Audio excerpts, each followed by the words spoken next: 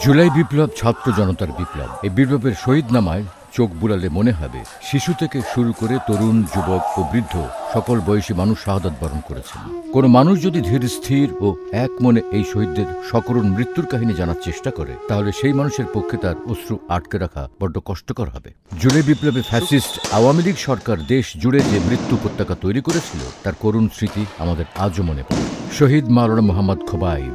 জুলাই বিপ্লব চলাকালীন খোবাইব তার মার সাথে কথা বলেছিলেন, মা, তুমি আমার নাম কেন খোবাইব রেখেছ? এই নাম তো একজন শহীদ সাহাবীর নাম, তাহলে আমিও কি শহীদ হব? উত্তরে মা কি বলেছিলেন তা আমাদের জানা নেই, কিন্তু মাকে বলা এই প্রশ্নের উত্তর শহীদ খোবাইব নিজেই দিয়ে গেলেন। শহীদ মোহাম্মদ খোবাইব চাঁদপুরের কচুয়া উপজেলার উজানি গ্রামের দেওয়ানবাড়ির বাসিন্দা মাওলানা আব্দুর রহমানের ছেলে। খোবাইব বাবার সঙ্গে যাত্রাবাড়িতে থাকতেন। 5 আগস্ট আওয়ামী ফ্যাসিস্ট সরকার পদত্যাগের পর বিজয় মিছিলে নামেন খোবাইব।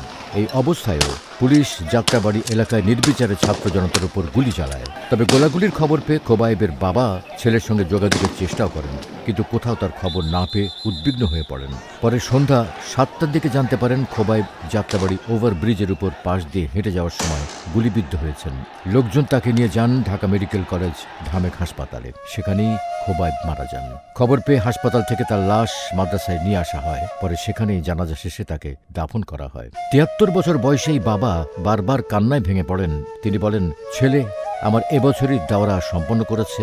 আমাদের নিজস্ব মাদ্রাসায় শিক্ষার্থীদের পড়াতে শুরু করেন। আমার 5 ছেলের মধ্যে খোবাইব হচ্ছে সবার ছোট। পরিবারের সবাই তাকে খুবই আদর করত। তার সকল আবদার ও নিজের মনের কথা মায়ের সাথেই বলতো।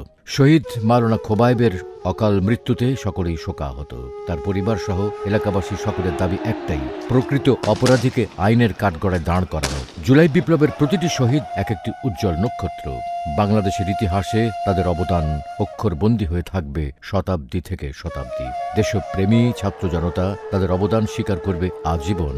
জুলাই বিপ্লবের বীর শহীদ খোবাইবের প্রতি রইল আমাদের বিনম্র শ্রদ্ধা।